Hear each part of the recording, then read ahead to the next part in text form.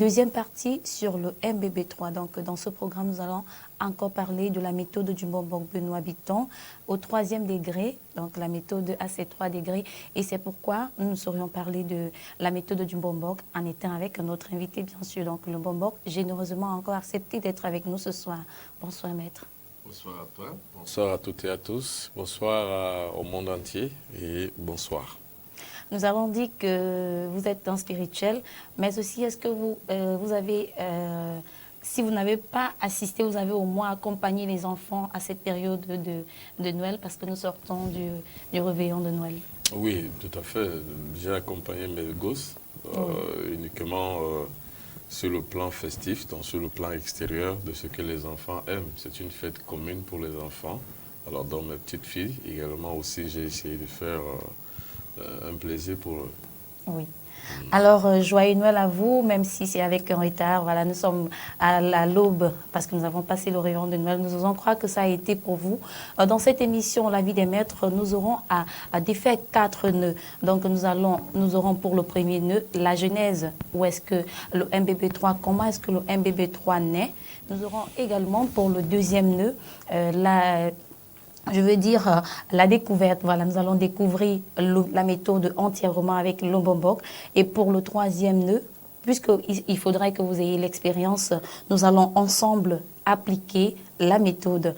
Et pour finir, le but à atteindre quand vous avez la méthode et que vous l'appliquez, quelle est la finalité? Ce sera dans 4 nœuds. Derrière la transition, nous allons défaire le premier nœud.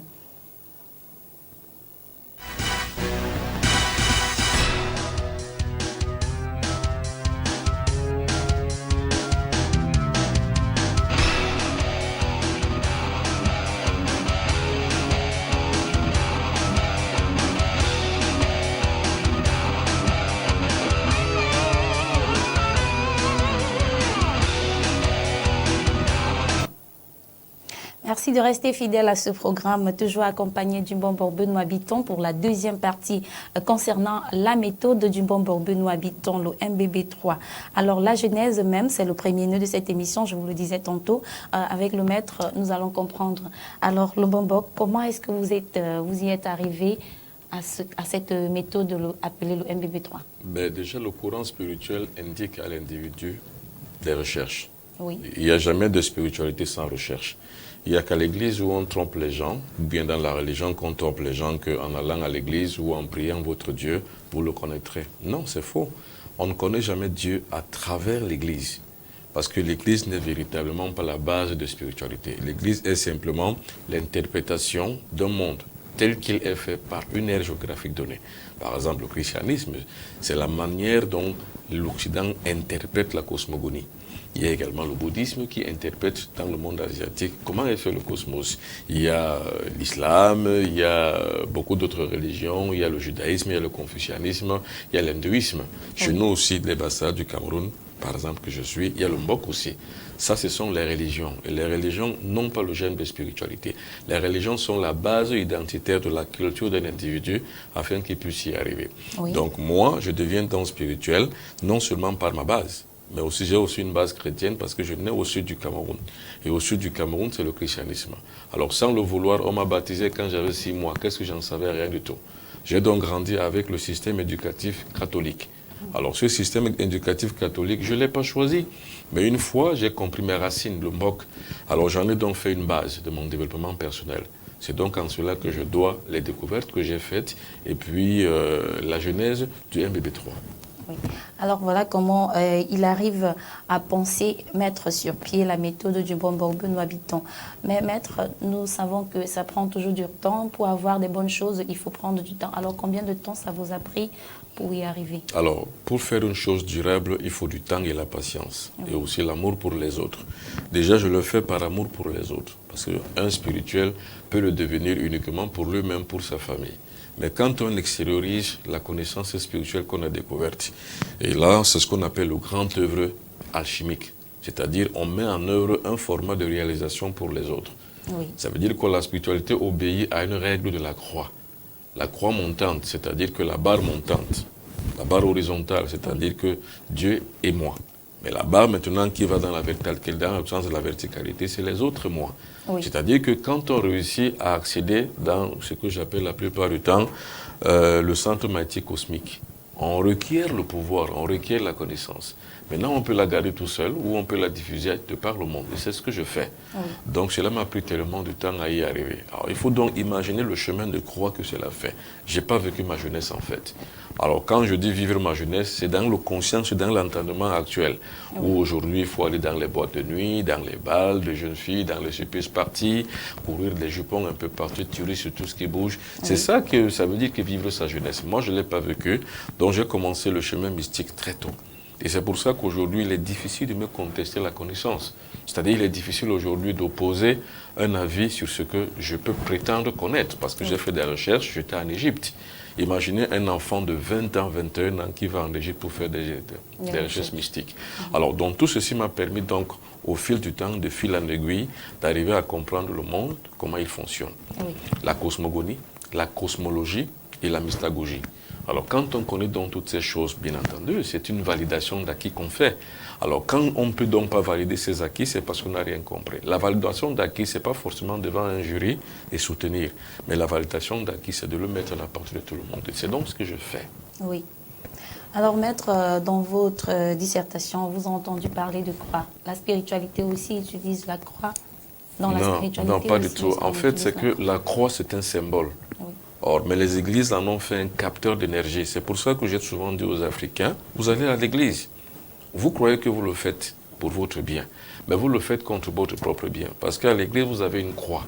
Oui. Et cette croix-là est la captation des énergies que l'église en son sein a imposée afin que vous puissiez être fidélisés. Oui. C'est donc une espèce de charme, une espèce de filtre d'amour que vous avez quand vous priez, quand vous vous mettez à genoux devant une croix. Vous êtes accroché à la croix. Et celle-ci alors vous soumet, vous impose une certaine règle qui fait que vous ne vous en sortirez jamais. Vous vivez donc dans ce que Platon appelait une caverne. Cette caverne donc est pour vous une limitation de votre conscience. Vous n'avancez pas, vous ne vous développez pas spirituellement. Donc la croix n'admet pas la spiritualité en tant qu'un principe spirituel qui permet qu'on puisse arriver à Dieu. C'est faux. Mais la croix c'est un symbole comme je l'ai dit. Il y a deux barres. Oui. Il y a une barre horizontale, Dieu et moi. Et l'autre barre qui est verticale, c'est les autres et moi. D'accord, maître. Alors, est-ce que la méthode du Mbombok, la méthode du MBB3 fait foi de spiritualité? Oui, bien entendu. La spiritualité, c'est quoi? Comme je l'ai dit en première partie, c'est le format dans lequel la conscience gravit un véritable échelon, arrivé à l'immortalité. Parce que la preuve de l'existence de la vie après la mort résulte du fait spirituel qui empointe ou bien qui empiète le pas sur la mort. Parce que la mort, c'est quoi? Il ne faut pas simplement une cessation des fonctions vitales. Donc, on soit couché sur un lit de mort. La mort aussi, elle est consciente. Oui. Quand un individu ne pense pas, quand un individu n'a pas une conscience éveillée, il est un individu mort, bien qu'étant vivant. Donc, la preuve de l'immortalité est la résultante même du chemin spirituel. Donc, la difficulté donc, pour les Africains de comprendre la spiritualité et la pratique traditionnelle réside dans ce niveau. Oui. Les Africains croient que quand on va par exemple dans les temples du vaudou, ou le temple du Mbok, ou le temple des cultures traditionnelles, ça veut dire que c'est la spiritualité. On appelle ça communément la spiritualité africaine. Non. La spiritualité africaine, ou alors la spiritualité tout court, n'admet pas le rituel et le rite, qui est une pratique plutôt temporelle, extérieure, matérialiste et matérielle, qui se limite simplement aux contingences limitées du temps, donc dans le temps et l'espace. Mais la spiritualité, c'est une dimension beaucoup plus élevée que ça. C'est l'esprit qui est touché. Mais celui-ci aussi, comme le corps, doit se développer. En se développant, donc, il acquiert un certain nombre de plasmes, de plans au-dessus de lui, au-dessus de la tête, au-dessus du monde de Génésis dans lequel nous vivons, pour pouvoir atteindre donc ce qu'on appelle la quiétude spirituelle, l'extase mystique, la réalisation du soi. C'est ça la spiritualité. Alors, la réalisation de soi aussi. Avec le maître, nous allons découvrir entièrement le MBB3. Nous avons dit que le décor est planté pour la jeunesse. Donc, nous avons pris connaissance de l'essence, de la naissance, de comment est-ce que le Mbombok Benoît Bitton est arrivé à mettre sur pied cette méthode aujourd'hui que tout le monde utilise. D'ailleurs, ceux qui sont à ses côtés, comme ses adeptes, ses apprenants, utilisent déjà cette méthode. Alors, à vous également. Certainement, vous voulez savoir c'est quoi. Allons en plein cœur de la découverte, juste derrière la transition.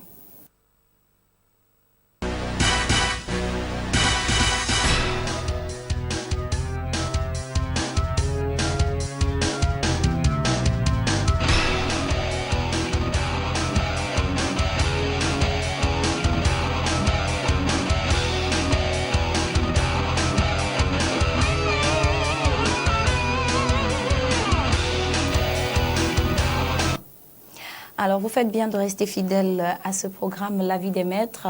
Nous allons voir maintenant comment est-ce que le Mbombok Benoît Habitant, en fait, nous allons découvrir avec le maître, le MBB3, la méthode du Mbombok Benoît Habitant. Alors, maître, comment vous êtes, qu'est-ce qui vous a inspiré? Alors, l'inspiration qu'on tire n'est pas d'une église, n'est pas d'une mosquée, n'est pas d'une synagogue, non. Parce que dans toutes ces enseignes, on ne retire aucune autre chose qu'un format traditionnel.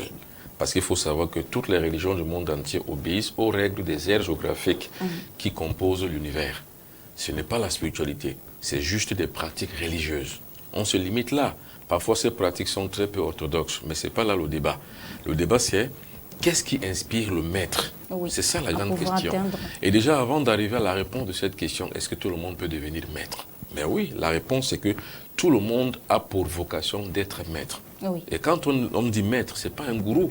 Ce n'est pas celui qui dirige la vie des autres. Le maître, c'est celui qui dirige son propre destin, sa propre barque, sa propre vie. Et c'est celui qui maîtrise déjà la quintessence, la plénitude de tous les pouvoirs, de toutes les forces et de toutes les, si vous voulez, de tous les formats qui composent sa vie. C'est ça qu'on appelle les maîtres. Alors si tout le monde peut donc devenir un maître, atteindre donc ce niveau d'élévation spirituelle, bien entendu, on peut s'accorder tous à un niveau le plus haut qu'on appelle la kasha. J'aime trop parler de la kasha, mais en général, c'est ce que moi j'appelle le centre magnétique cosmique. Ce n'est pas sorcier. Ça veut dire que ça ne relève pas d'une philosophie obscurantiste. Ça relève d'un format naturel. Si vous travaillez votre corps, si vous vous développez spirituellement, c'est comme un karatéka. Quand il cultive son corps, il arrive à des performances physiques qui peuvent le permettre de battre l'adversaire. C'est la même chose dans l'esprit. Vous travaillez votre esprit, vous le développez, il se lève. Et quand il se lève, il touche des points les plus hauts. Ou alors on s'inspire. C'est ce qui m'a donc inspiré. Alors, la kasha, pour que tout le monde comprenne. Mais en général, moi, je l'appelle le centre magnétique cosmique, le lieu où la volonté de Dieu est connue. Quand on arrive à ce degré, on a l'inspiration. On fait des choses par inspiration. Moi, je n'ai jamais fait une école d'initiation. Je n'ai jamais fait une église vraiment pour m'initier et devenir ceci ou cela. J'ai failli devenir prêtre. Mais la décision de ma vie, de mon destin, en a voulu autrement.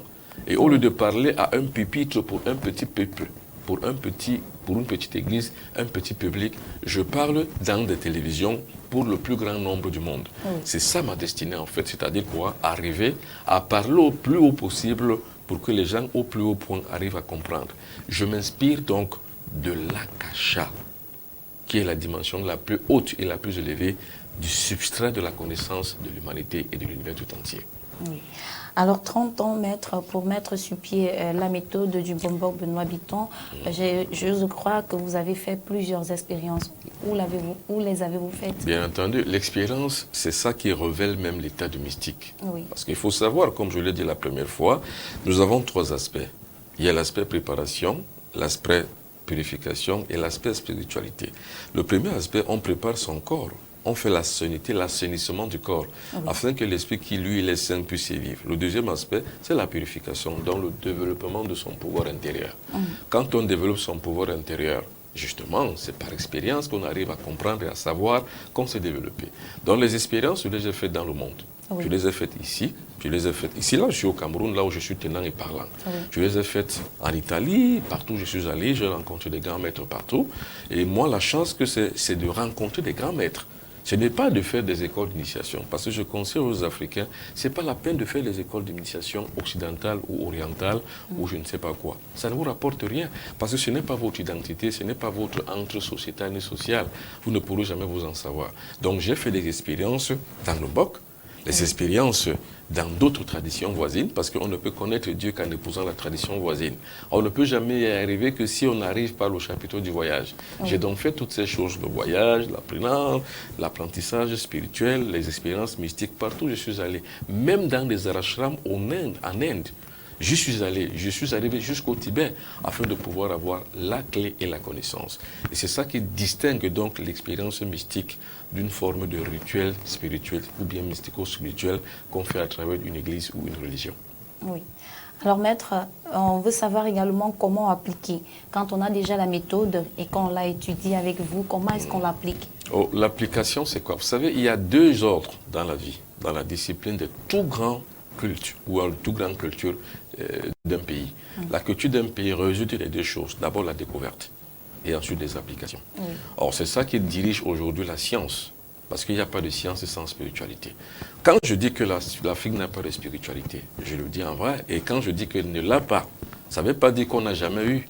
Ça veut dire que par le passé, dans l'Égypte antique, où je suis allé, parce que je rappelle qu'en 1995, je connais bien l'Afrique du Nord, je connais bien la Libye, pour y avoir traversé pour arriver en Égypte, pour faire des véritables recherches et des expériences mystico-spirituelles. Donc quand je dis que l'Afrique n'a pas de spiritualité, c'est justement, ce sont les indices, on n'a pas de science. Oui. Aucune religion, je veux dire, n'a de science. Mais toute forme de spiritualité a une science, parce qu'il n'y a jamais de spiritualité sans science et jamais de science sans spiritualité. Donc l'Afrique se veut aujourd'hui d'avoir une spiritualité afin qu'elle recouvre la science qu'elle a perdue ou que les autres ont volée. Quel que soit le cas, là n'est pas le problème. L'histoire révèle que l'Égypte a été pillée. Quand on a volé la bibliothèque d'Alexandrie, on a volé des vestiges du passé. Et cela se sait. Et aujourd'hui, à travers donc ces vestiges du passé, la technologie s'est développée, le monde s'est développé, l'Occident n'a plus le pas sur le reste de la civilisation humaine. Et c'est de ça qu'il est question aujourd'hui. Comment donc recouvrir la spiritualité africaine? Justement. Mais justement, c'est par l'application. Parce que regardez, par exemple, aujourd'hui, on utilise le téléphone. Le téléphone portable, aujourd'hui, tout le monde l'utilise, tout le monde se complaît à l'avoir. Mais comment il a été fait? Il a d'abord fallu qu'on ait des découvertes et ensuite le temps aidant par les poussées et les avancées technologiques pour qu'on arrive aux applications. Oui. Donc moi également, si ça me prend jusqu'à 30 ans aujourd'hui de ma vie, ça veut dire que j'ai commencé par la découverte. Et comme je l'ai dit, la découverte c'est dans le monde substralunaire, c'est-à-dire qu'un monde le plus haut possible où le son le plus haut peut être entendu par l'oreille qui s'est développée dans les sens subliminaux. Donc, dans ce qu'on pourrait appeler le 6e, le 7e, le 8e et le 9e sens. Ce ne sont que ces sens-là qui peuvent comprendre et écouter le son de l'akasha, ce qu'on appelle l'inspiration cosmique. Alors, donc, après donc, cette inspiration cosmique qui relève des découvertes, il a donc fallu que par l'expérience, j'arrive aux applications. Et une fois donc, j'ai expérimenté par moi-même, parce que le maître est celui qui ne peut dire que ce qu'il a expérimenté par lui-même. Donc, par l'expérimentation par moi-même, j'arrive donc aujourd'hui à mettre sur pied cette cheville ouvrière qui permettra que les uns et les autres arrivent à l'application aussi, afin que justement la spiritualité soit mise en Afrique. Et c'est ça qu'il faut, reconstruire, recréer un chemin initiatique spirituel africain. C'est ce que je fais. Et quelle serait la différence, maître? On va un peu sortir la différence entre maître et un prêtre. Quand vous dites vous expérimentez avant de faire expérimenter aux autres, est-ce que le commun du moins, on dit souvent que les prêtres et les pasteurs disent souvent faites ce que je dis, mais ne faites pas ce que je fais. Donc, oui, justement, ils ont raison. Ils ont raison parce que le prêtre, c'est qui? C'est celui qui applique les rituels. Oui. C'est tout. Le prêtre n'a même pas besoin d'être spirituel. Le prêtre catholique n'est pas spirituel. Il peut simplement le devenir s'il le veut. Le pasteur protestant ou, c'est pas moi, évangélique ou adventiste n'est pas spirituel. Non, pas du tout. Parce qu'il Par contre, fait... le spirituel, lui, il peut dire Le faites ce que je spirituel, fais. justement, le spirituel, c'est qui? C'est l'exemple du maître. Oui. C'est-à-dire quoi? Le maître, comme je le dis, le pouvoir idéologique, c'est le maître qui le détient. Oui. Et le pouvoir idéologique n'impose pas. Il met seulement en place un système et un format exemplaire, ou à titre d'exemple pour qu'on suive, selon les pas du maître. Oui. Mais par contre, le prêtre, le mbombok, classique, ce sont des gourous.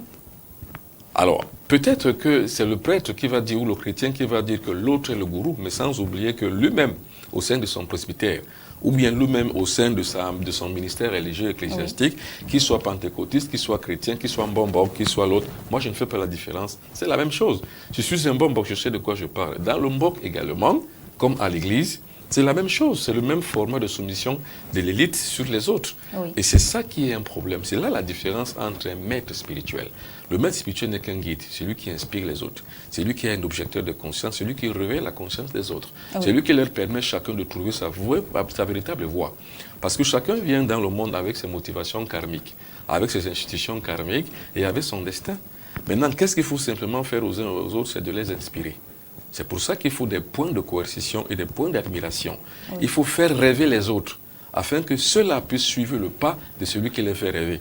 Et une fois il les fait rêver, donc moi j'ai rêvé derrière Patrick Guémandon.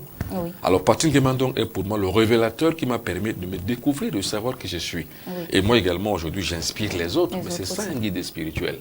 Le guide spirituel ne soumet pas les gens par un enseignement. Il leur propose un chemin directeur qui les permet de pouvoir s'en sortir et de pouvoir trouver leur propre voie. Je ne deviendrai pas comme Guémandon.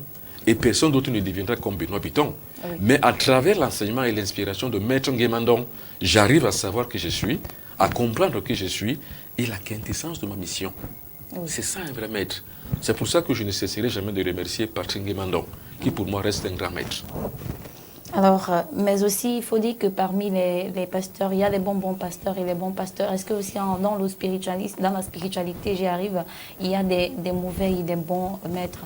Non, il y a d'un côté les gourous, donc les trompeurs, les menteurs. Oui. Ce ne sont pas des maîtres. Un maître n'est pas un gourou. Un maître ne soumet personne. Et un maître ne forme pas quelqu'un sous sa violence ou sous sa perspicacité. Non, c'est aux gens de s'inspirer du maître afin de pouvoir s'appliquer et travailler. Rappliquer dans le sens que le maître les a montrés. Je dis bien les a montrés, donc les a indiqués, pas qu'il les a imposés. Mais par contre, à l'église, on trouve non seulement des gourous, des bonbons pasteurs, comme on les appelle en Côte d'Ivoire, donc les faux, et on trouve également aussi ceux qui sont simplement par mesure de vie sociale, c'est-à-dire que ceux qui sont là uniquement parce que pour eux c'est une profession, un gagne-pain. Oui. Mais il y a également ceux qui sont des bons humainement, qui sont moralement bien investis dans leur tête, mais qui n'ont pas la science. Parce qu'en fait, la spiritualité, c'est la science. Oui. C'est pour ça que je dis, il n'y a pas de spiritualité sans science, il n'y a pas de science sans spiritualité. Mais maintenant, un prêtre peut se dire, bon, ok, je suis un nul, sur le plan de la conscience, sur le plan de la renaissance, ou bien sur le plan spirituel, il faut que je me décuple. Oui. Je travaille mon corps, il faut que je développe mon esprit. En ce moment-là, il peut devenir spirituel. Mais à la base, un prêtre n'est qu'un applicateur du rituel, comme un bombok, comme un vaudouisant, comme n'importe quel autre praticien ou prêtre d'une religion, qu'elle soit africaine, qu'elle soit musulmane, qu'elle soit judaïque, qu'elle soit africaine, ou bien qu'elle soit chrétienne. Oui.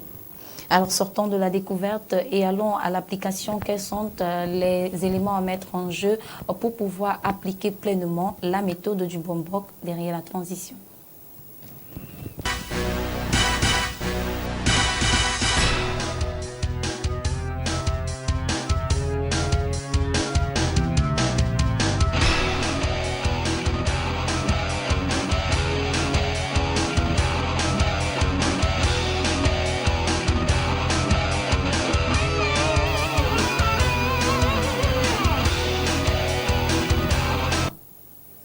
La méthode du bombok, Benoît Bitton, le MBB3, nous sommes à l'application. Alors, maître, par quoi faut-il commencer pour appliquer le MBB3? Il faut d'abord commencer par l'aspiration. Et c'est ça qui est très important. L'aspiration, c'est quoi? C'est que nous aspirons à quelque chose. Oui. Il y a des gens qui arrivent à la spiritualité sans aspiration. Il y a des gens qui viennent simplement parce qu'ils veulent ressembler les autres. Oui. Parce qu'ils ont vu les autres faire, ils veulent faire. Et également, par simple découverte, par curiosité. Donc, il faut d'abord commencer par avoir l'aspiration. Et l'aspiration est la plupart du temps liée à la vocation. C'est-à-dire qu'on est fait pour ça, ou on n'est pas fait pour ça. Mais ça aussi, on peut dire que non, c'est le fruit pur d'une institution peut-être qui est innée. Mais non, mais aussi, on peut avoir une propre volonté de soi-même, parce que la volonté, c'est quoi? On la développe et elle devient magique. Oui. C'est pour ça qu'on dit que la prière est l'instant momentané entre le moi inférieur et le moi supérieur, mais au moyen d'une volonté magiquement développée. Donc, par une volonté magiquement développée, on peut se dire, waouh, Benoît Bitton parle de la méthode MBB3. Je ne ferme pas la porte à l'erreur, même si je ne suis pas d'accord avec lui. J'expérimente quand même. Oui. Et quand on traverse donc ce cap-là, qu'est-ce qu'on fait? On commence maintenant par l'aspiration. On devient aspirant. Oui. Et à partir de ce moment, donc, là, quand on parle d'aspiration et d'aspirant, on parle de néophyte. On commence à apprendre. Et on commence à se préparer. Parce que la première activité du disciple, c'est la préparation. Oui. Alors, une fois on est préparé, on peut bien écouter, on peut bien apprendre, on peut bien commencer, on peut bien avancer sur le chemin. Donc, on commence toujours par l'aspiration. Suivant, on arrive par le péristyle. Donc, on commence à travailler sur le chemin. Et bien entendu, on commence la préparation. Et après la préparation, la purification. Et après la purification, on entre dans la phase de l'initiation. Et cela, on peut toujours, et on doit toujours le faire derrière les pas d'un guide. Oui. Ça, c'est très important. Il faut le faire derrière les pas de celui qui connaît. Or, il y a guide et guide. Il y a des guides gourous, c'est-à-dire que ceux qui vont vous embrigader dans un ministère ou bien dans un gourou, ou dans un groupe, ou alors dans une forme d'impasse spirituelle où vous n'en sortirez jamais. Et maintenant, il y a des vrais maîtres qui vont vous permettre de pouvoir suivre la véritable voie. Oui. Alors, vous nous parlez de l'effort physique aussi pour pouvoir appliquer le MBB3. L'effort physique, c'est quoi? C'est la préparation physique. Et c'est pour ça que je conseille toujours à ceux qui m'écoutent, à ceux qui me regardent, à ceux qui viennent à moi, de pouvoir toujours appliquer et avoir une activité physique qu'ils font. Pour ma part, comme j'applique et comme je pratique le karaté Shotokan, je conseille toujours aux autres, parce que c'est par là où je tire ma propre expérience physique. C'est pour ça que je conseille toujours aux autres de pouvoir faire le karaté Shotokan. Mais ils peuvent faire l'art martial de leur choix, ou le sport de leur choix. C'est lui qui scie à leur propre intuition, qu'ils le fassent. Mais seulement, il faut que cet effort physique arrive à décupler en nous, dans le corps, certaines énergies. Oui. Certains stigmates anabolisants, c'est-à-dire qui font produire et qui vont développer la puissance du corps.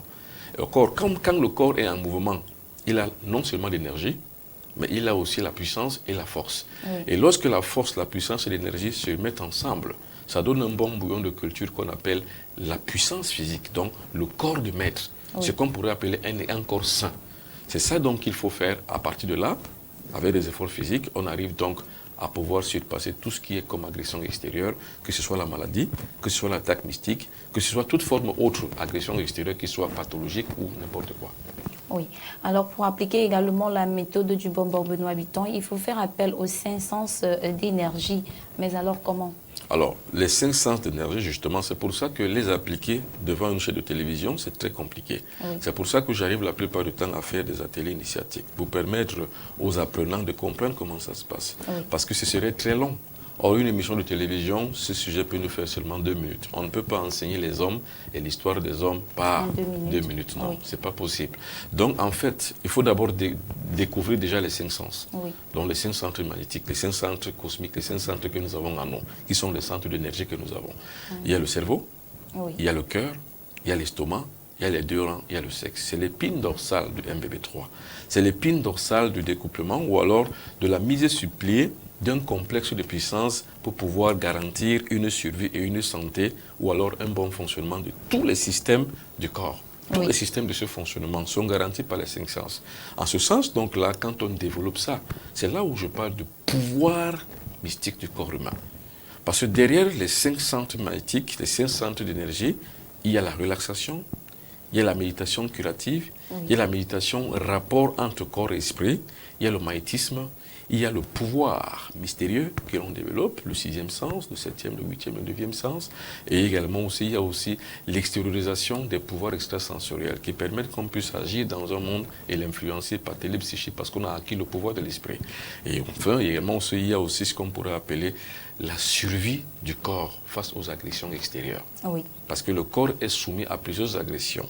Il y a les attaques mystiques, il y a les maladies, il y a l'air ambiant.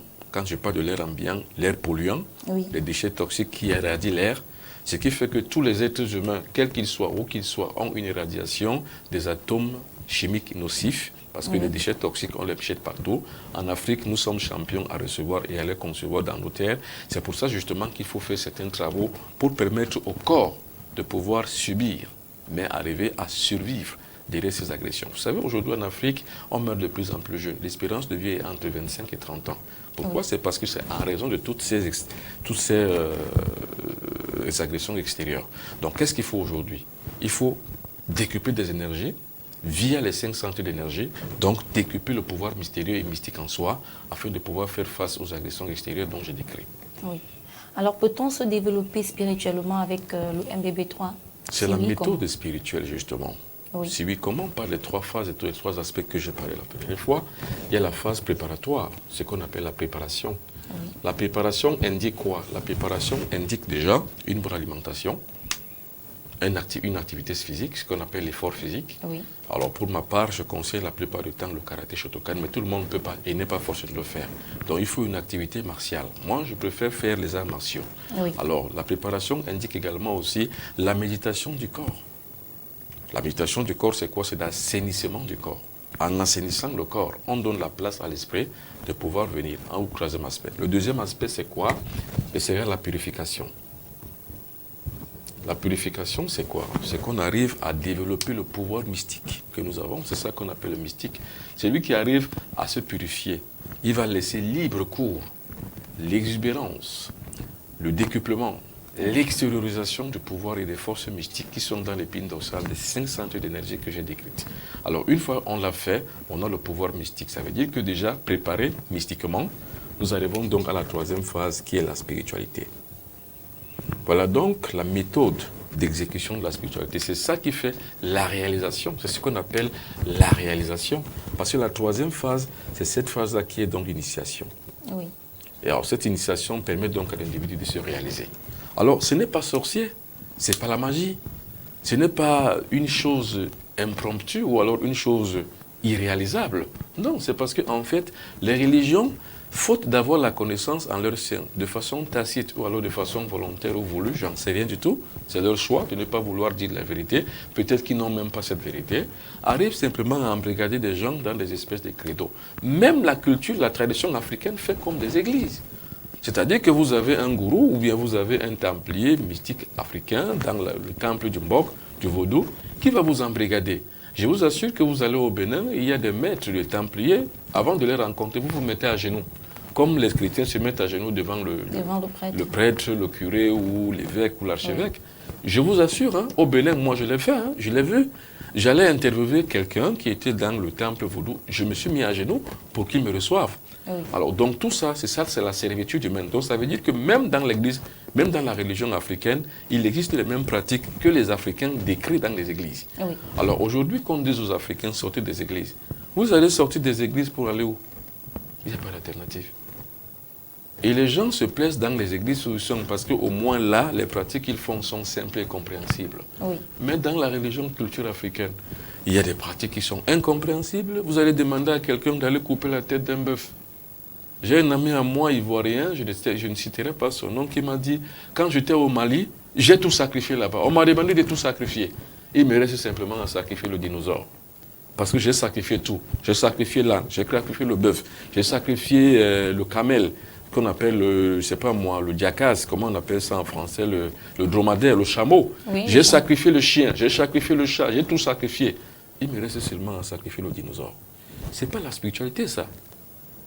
La spiritualité admet une certaine progression empirique. Ça veut dire qu'on commence par quelque part. Oui. Et on arrive à un autre niveau. Et dès lors qu'on atteint le niveau de l'initiation mystique, on devient comme le fer qu'on a chauffé à 100 degrés. On peut en faire tout ce qu'on veut. On peut devenir ceci, on peut devenir cela. Moi, pour ma part, je deviens donc celui qui garantit la tradition universelle, celle de la connaissance. Oui. Et moi, je l'ai toujours dit, que les Bassa me pardonnent, je ne suis pas votre Mbombok. La preuve, c'est que je ne fais pas de confrérie du Mbok. Je suis dans aucune confrérie. Alors, pour vous dire que c'est également aussi comme à l'église. Il y a la confrérie de Ngonlong, il y a la confrérie de Babimbi, oui. Il y a la confrérie de Mangar, il y a la confrérie de Bikok. Et tous, ce n'est pas la même pratique que ce soit dans une confrérie ou dans une autre. C'est la même chose chez les églises. Oui. Chez les catholiques, ce n'est pas la même chose que chez les protestants. Chez les protestants, ce n'est pas la même chose que chez les pentecôtistes. Donc, quand vous allez donc dire aux gens, sortez des églises, vous allez leur promettre quoi? Les mêmes pratiques qu'ils voyaient là-bas, sinon pire encore, parce que les vôtres sont obscurs. Ils rentrent même dans ce qu'on pourrait appeler les fusions du sang. Donc vous voyez que c'est très compliqué aujourd'hui pour les Africains. Il faut donc recréer une structure africaine. Et comme moi je ne fais jamais de dénonciation gratuite, c'est-à-dire que je ne veux pas dire que la spiritualité africaine est morte sans rien proposer en retour, c'est pour ça que je propose le MBB3. Oui. Comme point de coercition, parce que quand je dis que là-bas il y a l'erreur, il faut qu'il y ait un point de coercition. Donc, il faut que je sois cohérent et coercitif dans ce que je veux corriger. Et pour que les gens me suivent. Et là, c'est une logique toute scientifique. Donc, la spiritualité est une science. Oui. Sans science, il n'y a pas de spiritualité. Et sans spiritualité, il n'y a pas de science. Et il faut savoir joindre les deux afin que le monde puisse vous suivre. Et c'est ce que moi je fais. Passer par la méthode du MBB3 pour pouvoir se recréer ou encore créer sa propre spiritualité africaine. On passe par le MBB3, on a d'abord la préparation, on a la purification et on a l'initiation. Mais pour atteindre quel but? Alors derrière la transition avec le maître, nous allons comprendre où est-ce qu'on arrive avec la méthode du Mbombok.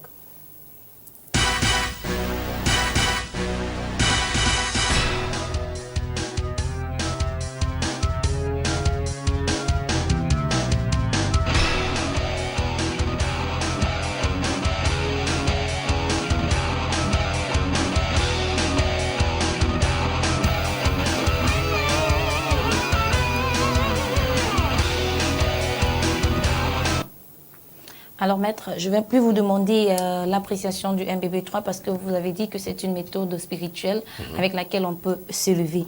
Alors, à qui est-elle, non, c'est une méthode, oui. À qui est-elle destinée, cette méthode? C'est destiné à tout le monde. Et ça a été ce que je viens de dire, que je ne suis pas un bon Bokbassa. Si j'étais un bon Bokbassa, j'allais vous dire que ça ne concerne que les Bassa. Vous voyez la limitation que les religions font. La religion traditionnelle Bassa se limite simplement pour les Bassa. Moi, je suis Bassa, je suis un Bombok. Je ne limite pas la mienne pour les Bassa. Non, pas du tout. Et je suis même parti simplement du culte Bassa, du culte des ancêtres Bassa, comme base, afin de pouvoir me développer. Et c'est ce développement qui devient donc universel, qui fait de moi un être universel. J'habite quelque part qu'on appelle la Terre. Je suis donc partout. Donc, ça concerne donc toute l'humanité. Oui. Parce que le véritable Mbombok, c'est qui? C'est le véritable guide spirituel. Parce que dans Mbombok, il y a ce qu'on appelle Mbok. Mbok, c'est l'univers. Alors le Mbombok, c'est celui qui garantit, si vous voulez, dans une aire géographique donnée, tous les vestiges universels que pratiquaient les ancêtres, afin que le contenu universel, le contenu traditionnel, ne puisse pas se perdre, mais puisse se transmettre de génération en génération. Ça, c'est un niveau. Ça, c'est la définition primaire du Mbombok. Maintenant, la définition, si vous voulez, on va dire grandiose du Mbombok, grandiloquente du Mbombok, ou alors le plus universel possible. C'est quoi? C'est celui qu'il est devenu par rapport aux approches qu'il a du monde cosmique et pour le bien commun. C'est ça un vrai Mbombok. Moi, j'ai appris à être un petit Mbombok dans la base, mais à devenir un gros Mbombok dans la pratique. C'est-à-dire que je deviens le Mbombok, qui devient une caisse de résonance du pouvoir cosmique, donc de l'initiation traditionnelle cosmique. Ce que faisaient nos ancêtres les Égyptiens, qui étaient dépositaires de la grande connaissance sacrée. Et c'est ça que je transmets au monde. Par ma filiation personnellement, jusque là où je suis arrivé, la filiation de père en fils s'est coupée. Moi, je ne transmettrai plus à ma descendance. Je transmets au monde entier. Et c'est ce qui fait de moi ce que je suis. Et je suis fier parce que je l'ai travaillé. Oui. Alors, comment se faire avec tout ce travail, maître? Comment se fait l'initiation à la méthode du Mbombok? Alors, pour moi, je pense quoi? Je pense que l'initiation est directe. Oui. C'est pour ça que je dis aux Africains, vous perdez le temps dans des ordres occidentaux. Vous perdez du temps. L'occidental, le franc-maçon, la franc-maçonnerie ne vous donnera jamais la connaissance nécessaire qu'il faut. Oui. Parce qu'en fait, cette connaissance-là est réservée. Elle est liée à l'ère géographique occidentale. Donc, les Africains qui font la franc-maçonnerie, la Rose-Croix, j'aime citer ces deux-là, parce que c'est les deux qui font le plus recette en Afrique et qui ont le plus gagné le cœur des Africains. Je leur dis, vous les faites parce que c'est plus simple pour vous de les faire. Bon, d'un côté, c'est parce que vous n'avez pas d'alternative. Il n'y a pas à côté une élite qui a pensé avant, un visionnaire qui a pensé mettre les jalons d'une spiritualité africaine qui permet que les Africains puissent se retrouver dedans. C'est pour ça que vous vous retrouvez donc dans la franc-maçonnerie ou la Rose-Croix. Mais d'autre côté également, parce que c'est plus simple. Hein.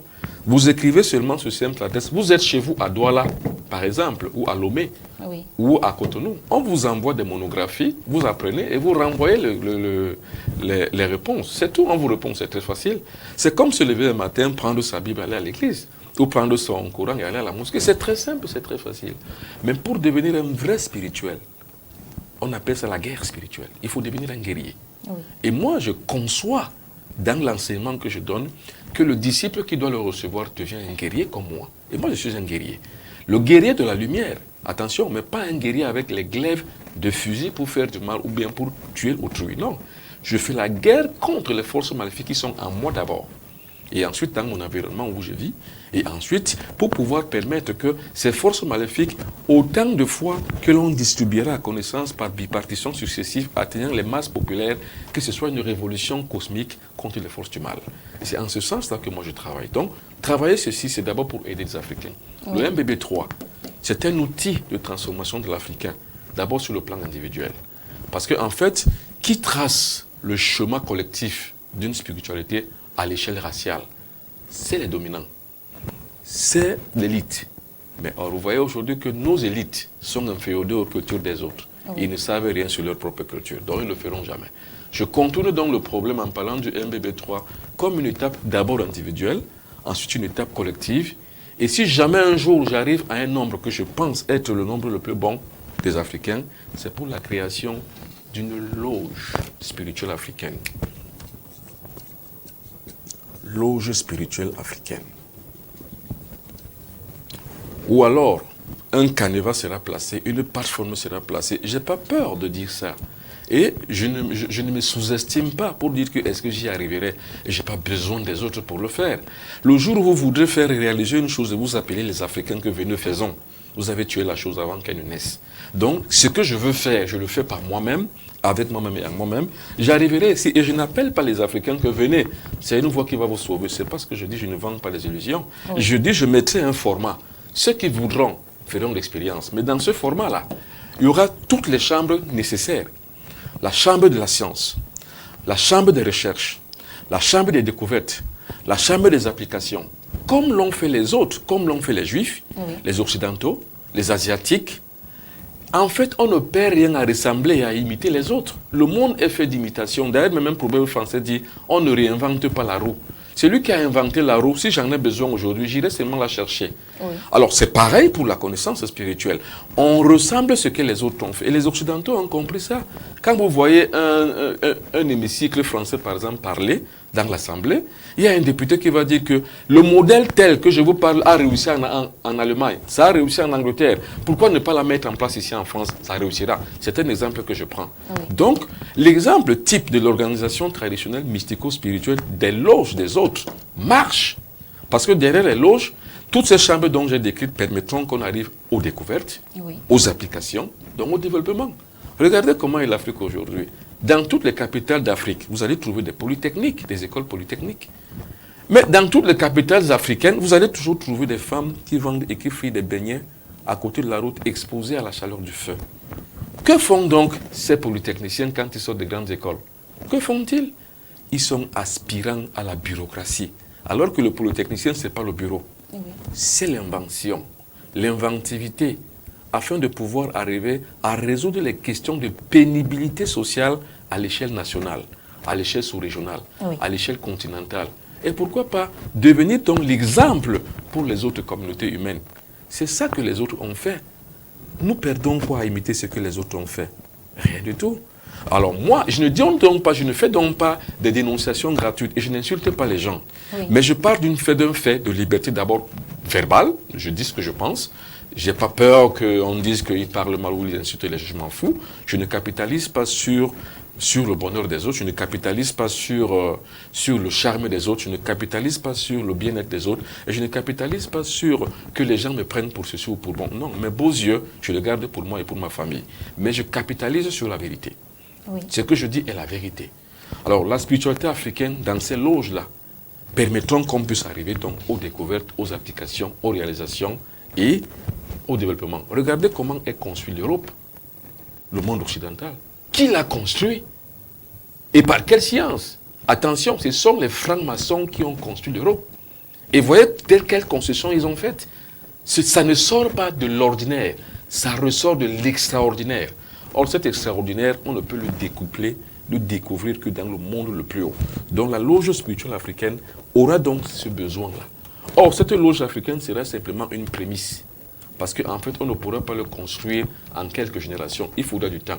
Oui. Mais ce qu'il faut simplement, c'est commencer par mettre les jalons pour que les générations futures y arrivent. Mais déjà, en commençant par nous regarder face à face au miroir, le problème noir n'est pas la faute des autres. Le problème noir est la faute des Noirs eux-mêmes. Alors, vous l'avez bien dit, maître. Certainement, on va se poser la question de savoir également, c'est quoi le but alors à atteindre avec le MBB3? Quelle est sa finalité? Le but à atteindre, la finalité, c'est quoi? C'est d'apporter la connaissance à un grand nombre. Or, la connaissance rend libre. Les gens qui vont à l'église, les gens qui vont dans les mosquées, les gens qui vont dans les synagogues ne sont pas libres. Les Africains qui y vont ne sont pas libres.